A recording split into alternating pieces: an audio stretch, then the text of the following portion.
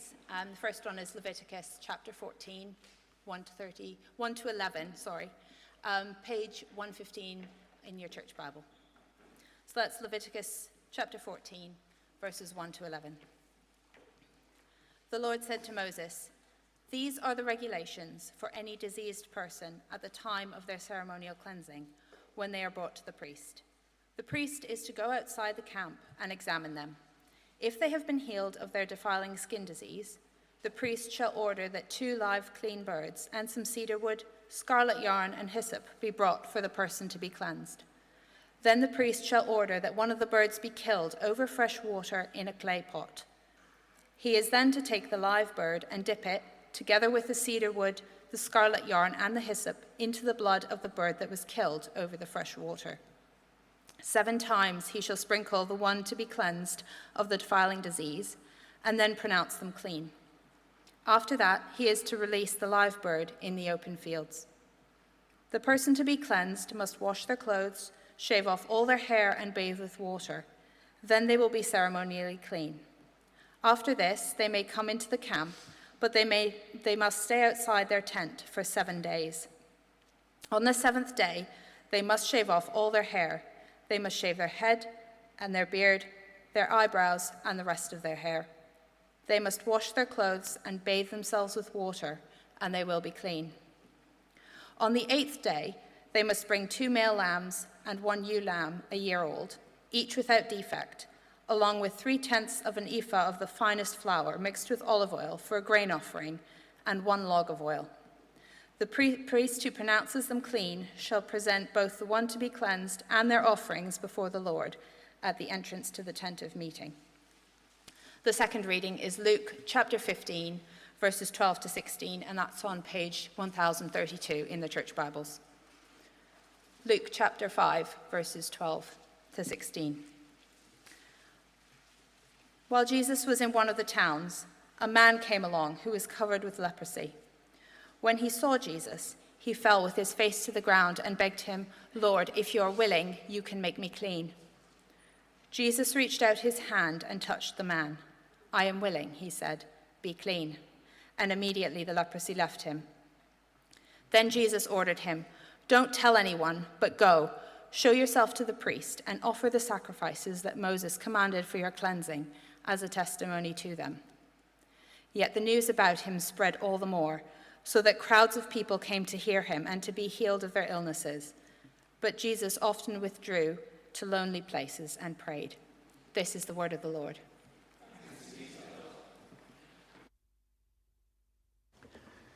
Thank you very much, Clara. Do keep your Bibles open on page 1032, if you could, as we look at Luke chapter 5, 12 to 16 for a little while. Do you sometimes feel a little bit on the edge of things, that you don't really feel able to belong fully? Perhaps feel awkward because of how you think others perceive you. Or perhaps you feel that you're keeping your guard up all the time for fear of others catching a glimpse of a hidden aspect of your life for which you feel some deep sense of overwhelming shame. That may not be your experience, though I doubt whether any of us never feels something along those lines, that we never feel ashamed, rightly or wrongly, and somewhat humiliated. When I was at school, I was always the last one to be picked for any team, always the last. And it was humiliating not to be wanted. And even as an adult, that feeling would come back if I was overlooked for something or not included in some group invitation.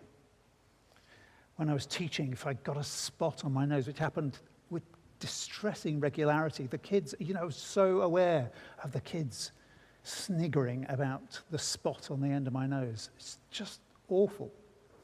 They're very trivial examples. The feelings were not so trivial. The feeling of embarrassment was not trivial. But many people carry huge feelings of shame every day. And the story that we're looking at tonight is about an encounter between Jesus and somebody carrying a huge amount of shame. We're in a series looking at Jesus' Manifesto. In Luke chapter 5 and chapter 6, Jesus sets out his manifesto in Luke 4 when he's in the synagogue at Nazareth, sort of from 16 down to 30 is at the end of that section. And he sets out the things that he's come to do as the Messiah. He's bringing good news. He's bringing release for people. He's bringing healing. He's bringing freedom. He's bringing the Lord's favor into people's lives. And a little bit later in the chapter, a couple of chapters after the one we're looking at, John the Baptist sends a couple of his disciples to Jesus to say, "Are you the one who was to come, or should we be looking for somebody else?" Because there had been this expectation that the Messiah would come. He'd been promised for a long time. He was long awaited. And Jesus says to them in 7:22, "Go back and report to John what you've seen and heard. The blind receive sight, the lame walk, those who have leprosy are cleansed, the deaf hear, the dead are raised, and the good news is proclaimed to the poor. Blessed is anyone who doesn't stumble on account of me." So he's referring back to his manifesto, saying, these are the kinds of things that Messiah was to do, and I'm doing them. And he adds a couple of extra things in there, like cleansing people from their leprosy. So Jesus is doing the things that Messiah was promised to do. And in that passage in Luke 4, when he's setting out what he's going to be doing, he ties his ministry very explicitly to that of the Old Testament prophets Elijah and Elisha. And Elisha's particularly interesting in this context because Elisha brought healing to a Syrian army officer called Naaman. And Naaman was cleansed. He was healed of his skin disease. And Jesus refers back to that incident when he's in Nazareth. And now here we are. We're seeing him healing somebody suffering from leprosy. This person is not a Syrian, not a foreigner, as far as we can tell. But he is nevertheless something of an outsider. And as a result of what happens here, the word about Jesus spreads all the more. Verse 15, the news about him spread all the more so that crowds of people came to hear him and to be healed of their illnesses. But Jesus doesn't do these things just to create a crowd. He doesn't do them to create a crowd at all. He's having mercy on those he heals. And at this stage of his ministry, he actually wants to keep things quite quiet. And so, verse 16, Jesus often withdrew, not just be on his own, but withdrew to lonely places and prayed. Jesus is balancing this public and private ministry that he has. Even the Son of God needed to take time away from the crowds and away from the ministry of healing people and teaching God's word in order to spend time with his Father. So Messiah is at work here, and we see a very significant aspect of what the Messiah is coming to do here. The series is about what Jesus brings to the world, and here it's about Jesus bringing cleansing. Before we get any further into this healing, though, we need to clear away a couple of myths. I had a long list of myths to clear away because it turns out that just about every sermon I've ever heard and just about every commentary that I looked at, and working at Tyndale House, I had access to an awful lot of commentaries. A lot of them just seem to keep circulating the same ideas about this passage, which actually don't, when you dig into it, don't seem to be quite as well grounded as you might think. So,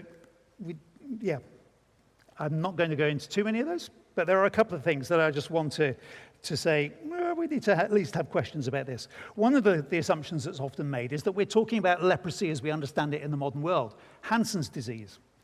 And this probably was not Hansen's disease. It was probably not what we call leprosy. Hansen's disease is a bacteria, Bacillus leprae, for those of you who care about those kinds of things, which affects the cool bits of the body, and so it affects the extremities more. You lose your sensation, and so you can get injuries and so on. So people with untreated Hansen's disease can very easily become injured and disabled, and often have eye conditions and ulcers.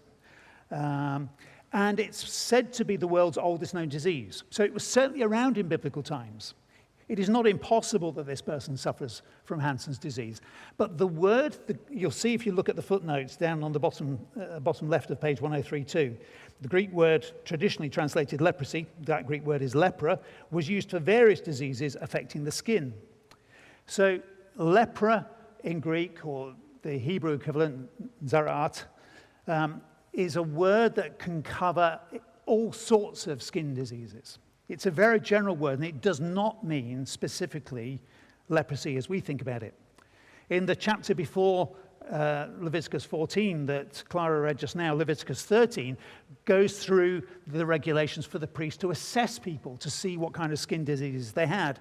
And it includes things like boils and burns and ringworm and scalp conditions and itches, a wide range of things. It's not just Hansen's disease. And in the century or so either side of Jesus' time, Jewish teachers listed up to 72 skin diseases, all under this, or different types of skin diseases. They didn't have names for them. They were all under this one category of lepra, or tzara'at, but 72 different things that they were listing. So probably this guy did not have Hansen's disease. He may have done, but we don't know. But if we have an imagination that this guy is coming with deformed hands and feet and eye problems and ulcers all over his body, perhaps partly paralyzed, and has been a beggar for years because he's not been able to work, and he's an absolute social outcast, we'll come back to that in a second, that may not be correct. But whatever he was, he had it badly. Luke tells us he was covered with leprosy in verse 12. It's kind of typical of Luke being a doctor to make some comment about the severity of the disease. So he's got some skin condition, and he's got it badly. Second myth to clear away is it is probably not true that he was a total social outcast. Again, we imagine, because of this idea of people suffering from leprosy, Hansen's disease, being outside the community, having to be separate from people, and they're always dressed in rags, and they cry out, unclean, unclean. And certainly in medieval Europe, people with leprosy used to carry rattles around so that they had to shake the rattle, and they had to live in colonies outside of the main town. We have the leper chapel here in Cambridge, of course. So there was this kind of idea that people with Hansen's disease, as we now call it, had to be separate from everybody else. And that has been true in all cultures down through history. Leviticus 13, again, says that people who are found to have one of all these serious skin conditions that made people ceremonially, ritually unclean, they were to live outside the camp with their clothes torn, their hair hanging down, and their mouth covered. These are mourning practices. These are the kinds of things that were done when somebody died. You see this in other passages in the Old Testament. And the camp that's been referred to in Leviticus 13 specifically means the war camp. It's the camp of Israel while they're in the wilderness. So these regulations are particularly for that period. And it's clear when you read the Jewish writings from a couple of centuries either side of Jesus, that there wasn't this blanket social exclusion that everybody had to live outside the community.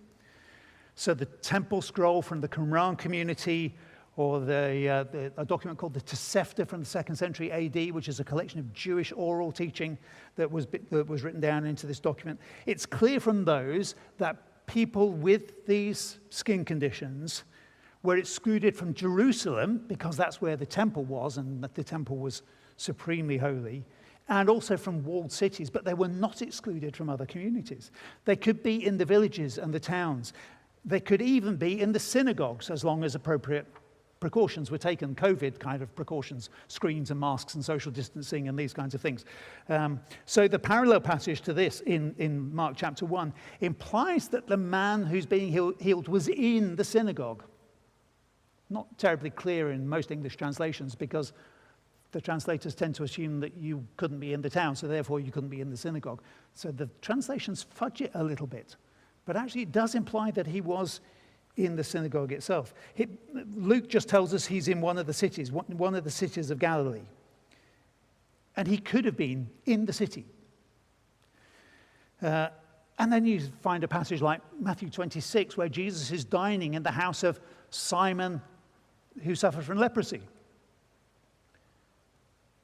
Is he called Simon the leper because he had previously suffered from leprosy? He's probably called Simon the leper because he does suffer from a skin condition, not leprosy in the modern sense. And Jesus is there eating with him. But then on the other hand, you've got Luke chapter 17, where 10 people with leprosy stand at a distance and they shout to Jesus and they say, please help us. And they're clearly on the edge of the community because Jesus is on his way into the town when they shout to him. So you've got a range of things going on. You've got people with skin conditions in the towns, Jesus even eating in the house of one of them, and others standing at a distance. I wonder whether those in Luke 17 perhaps were people with Hansen's disease, because there has been such fear and dread of that as a condition down through history. We don't know. But at least we just need to be a bit careful in the assumptions we make. So if you've seen The Chosen, I have not seen The Chosen, but I have watched the scene of Jesus healing the man with leprosy in The Chosen. And the disciples are there, and Jesus makes some comment. They're out in the countryside, and Jesus makes some comment about, you don't want to spoil a beautiful day. And then one of the women in the group screams because there's a guy with leprosy coming. And John takes out his sword and says, don't come any closer. And Jesus starts walking towards him. And the disciples were saying, Rabbi, Rabbi, don't go near him, don't go near him. Probably wasn't like that. I mean, it's a very powerful scene, actually. The compassion of Jesus is beautiful. So it gets that really well. But it's just trading on these assumptions that may not be valid. But nevertheless, what we do know is that this was a difficult condition to have. You may not be excluded. You may not be diseased and disfigured in the kind of the classic way that we imagine. But these people were still ceremonially, ritually unclean. And therefore, people might keep you at a bit of a distance. People can be a bit twitchy about skin conditions. More than that, these skin diseases were associated with severe sin. So you've got stories like Miriam being afflicted with a skin condition in Numbers chapter 12, or King Uzziah in 2 Kings 26, both of whom commit serious sin and are afflicted with a skin condition.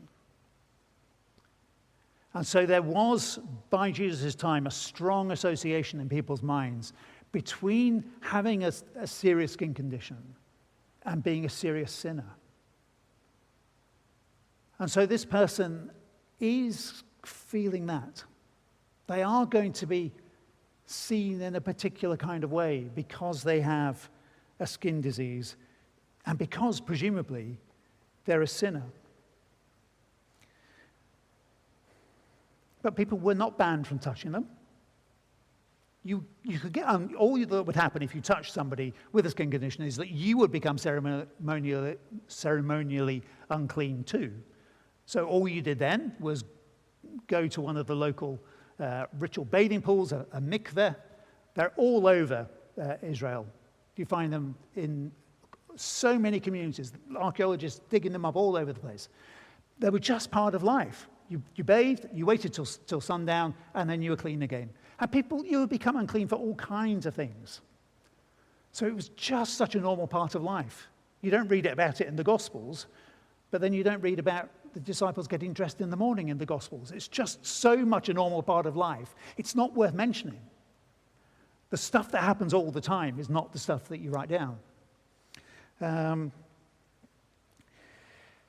So those are the myths dispensed of. There's one more which we'll pick up in a minute, but we'll leave that for now. So Jesus deals firstly with this guy's skin disease. This man comes to Jesus and he's desperate for help. He begs Jesus.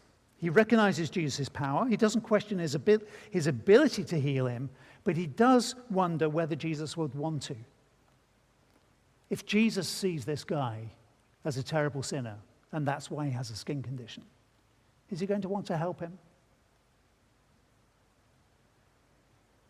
Would Jesus help somebody everybody thinks is undeserving? And this man's hope for return to a normal life was wrapped up not just in Jesus' power to heal, but in Jesus' attitude to him. And so he comes humbly. He falls with his face to the ground and begs Jesus, Lord, if you're willing, you can make me clean. Lord probably doesn't mean that he sees Jesus as God, but it does suggest that he sees that God is at work. He probably sees him as a prophet like Elisha. And Jesus says, I am willing. He touches the man and says, I am willing. The man doesn't just see Jesus' willingness. He doesn't just hear the words. He feels Jesus' willingness as he touches him. And while the man might not be a social outcast completely, probably doesn't have people touching him all that often. But this question about make me clean seems odd, doesn't it? Shouldn't the guy be asking for healing?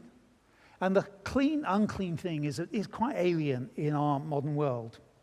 So we need to think just a little bit about what clean, unclean, and so on mean. So there are two basic categories in Jewish law. There's the holy, the stuff that's belonging to God, the things in the temple or the tabernacle. And there's the common things, everything outside. And the stuff outside could be clean if it can come into God's presence. It's fit for God's presence, but it's not holy, it's not owned by God. Or it can be unclean, it's not fit to come into God's presence. It's not a moral category. You could be unclean for all kinds of things. Holiness is associated with life and order. The unclean is associated with death and chaos. And there were rituals that could move things from the category of unclean to clean. You could have a cleansing ritual, so something that was clean can become clean again. Bathe in a pool, wait till sundown, you're clean again for some things. And then there were other rituals for some things, like priests, to not just be clean, but to become holy, to be dedicated to the Lord's service. On the other hand, things could happen that could take something from the holy and make it common. It could be profaned. You could do things to the temple or to the temple objects or to the priest's garments or whatever that would profane them, that would stop them being holy. They were no longer fit for service for God. And then things could be polluted. They could go from clean to unclean. And Gordon Wenham, in one of the great British Bible scholars who died earlier this year, he said that the big distinction between holy, clean, and unclean is that it's life and death. Unclean things are associated with death. So some of the things that would make you unclean in Jewish law, menstruation, childbirth, having sex, these are normal, but they involve the loss of bodily fluids. And therefore, you were barred from worship because you were lacking something. It was, you've lost some bodily fluid, and therefore you're closer to death than you are to life. And when you've had chance to recover, just 24 hours in the case of having sex, longer for menstruation, even longer for childbirth. Once you've had chance to recover from that loss of bodily fluids, then you could again go into God's presence. So there's a connection with death there. And now these skin diseases do that on a big scale, because the skin conditions were seen as reminding people of the condition of a corpse, and therefore closely associated with death. And so these are very serious unclean conditions because there's this strong connection with death. But it's not moral. It's not about being bad. It's just about being ritually unclean and not being able to go into the temple or the tabernacle. Hence these mourning rituals of the torn clothes, the hair let down, covered mouths. And I think probably the cry of unclean, unclean was just at first like like a funeral lament. I can't prove that, that's just my suspicion. So this skin disease that this man has associates him with death and exile and distance from the temple. And he wants access back to all of that again. So he says, Lord, if you're willing, you can make me clean. Jesus says, I am willing, be clean. But Jesus does not make him ritually clean. He can't do that because Jesus is not a priest. Yes, he's a priest of the order of Melchizedek, Hebrews. But Jesus is from the tribe of Judah. He is not a Levitical priest from the tribe of Levi. And therefore, he is not able to pronounce this guy ritually clean. Hence why he says, go and show yourself to the priests and offer the sacrifices, and then you can be ritually clean too. Jesus cleanses him by healing him. He's cleansing him from the condition that associates him with death. He cleanses him from the stuff that makes him permanently, ritually unclean. And so then, having done so, he gives him these explicit instructions. Don't tell anyone. People can still see him, but anyway, keep quiet. And then offer these offerings that we heard about in Leviticus 14. The offerings of these birds being sacrificed and a live bird being dipped in the blood and sent off out into the wild. It's symbolizing the removal of the sin and of the shame. Leprosy, skin conditions, they were not sinful, but somebody who's been unclean for a long time keeps touching things and touching people and just going through life. He's making everything else unclean as he goes, and therefore he needs to offer a guilt offering for what he's done while he's been unclean, not for his status of being an unclean person. But he has contaminated things, and therefore he needs to make these offerings. And Jesus says this is to be a testimony to them. It's a bit unclear whether them means the priests or the people. I think probably the priests. Jesus is saying, Messiah is here. Messiah is at work. Skin conditions are being healed. Death is being overcome. The connection with death is being pushed away. Life is coming. Jesus is the Lord of life. So Jesus deals with the skin disease, but this is a very powerful picture of how Jesus deals with the sin disease as well. It is a disease that all of us have. We don't just do wrong things. Those are the outward signs. Those are the marks on the skin, in a sense. They're the symptoms of the disease that infects our whole being. We resist the rule of God, a holy God in our lives, and in our pride and self-delusion, we believe that we can be in charge, deciding what is good and bad, and we try to find the deepest needs that we have in things that are not God. It's not a matter of being ritually unclean.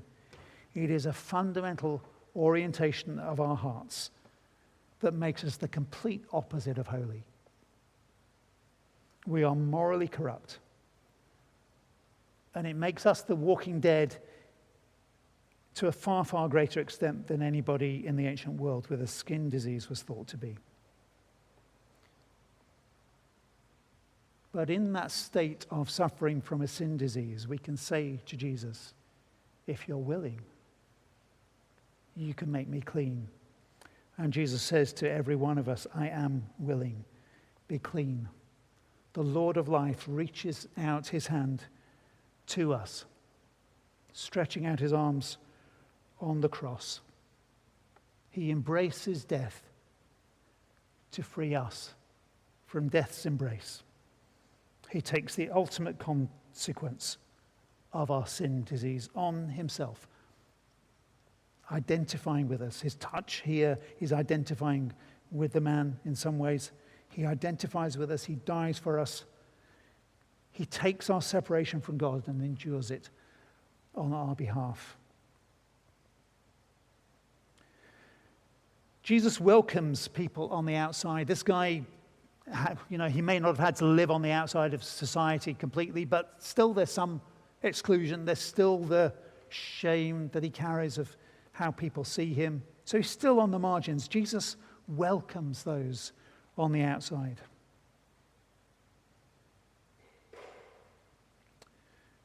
That question of would Jesus be willing to help him when he's apparently, people would think he's committed such serious sin. He certainly felt outside the bounds of acceptability by God. But Jesus welcomes him, as he welcomes everyone who feels on the outside socially or on the outside of the kingdom, and that is all of us. We either are or have been on the outside of the kingdom. And Jesus says to those on the outside of the kingdom, to those on the margins, I am willing to cleanse you. You are welcome. Even you. Even you, with all you've done, that no one knows about. You are welcome. I am willing. He touches us. We hear his welcome. We hear his offer of forgiveness. We see what he does in the Gospels. And when we take bread and wine, we feel tangible token of his touch, of his willingness to cleanse us. Jesus doesn't just take away our guilt, he takes away shame. This man probably wasn't guilty of major sin. He picked up an infection somewhere and he's picked up a skin disease and now he's burdened with it. God had not struck him as a punishment. But he felt the shame of believing himself to, because everybody else believed him to be a sinner. And he's probably carrying the shame of, I've done something. I've done something to really upset God. And we've all got moments of deep shame in our lives, and he's probably fixated on one of those. And he's more ashamed of it than he ever was, because look what it's done to him. He certainly feels shame because of how others have treated him. Even if he's not completely ostracized, he's still diseased. He's still unclean. He's still making everything he touches unclean. He's still perceived as a sinner. It's not deserved, but it's still real shame nevertheless. Jesus cleanses him from his shame. He deals with our shame as well as our guilt. We can feel appropriate shame because of the things that we've done. And Jesus says, be clean. The Lord of life gives us new life. Life to the full, clean life, freedom from guilt and from the shame of what we've done. But we can carry shame that we feel wrongly, shame because of how people perceive us, shame for how people treat us, shame for the words that have been said that cling to us like skin lesions, shame for the things that have been done that we feel has so disfigured us inside that we are as horrible as untreated Hansen's disease. We feel exposed and humiliated. And physically or emotionally, we keep our distance so that they don't see what we have come to believe is the horrible reality inside. Hear Jesus saying, I am willing. Be clean. Be free, be clean from that clinging, disfiguring shame. The cross covers and removes that too.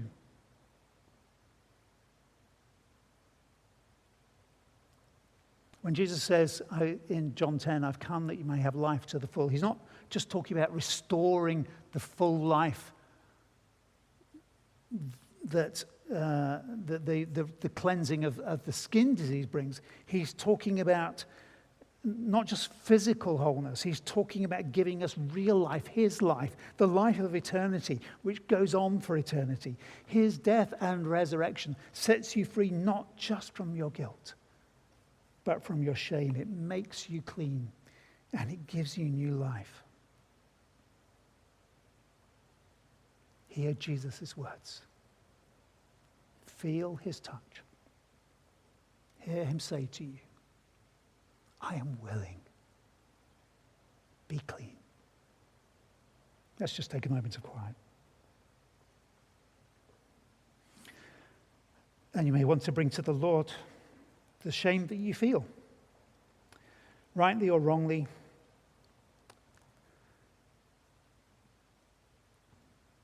He says, I am willing. Be clean.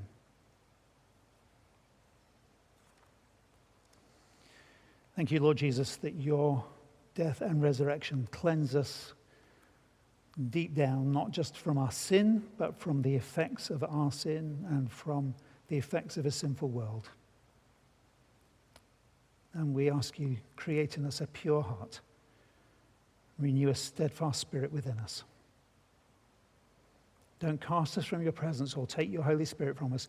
Restore to us the joy of your salvation and grant us a willing spirit to sustain us. Thank you that you are willing and you accept us.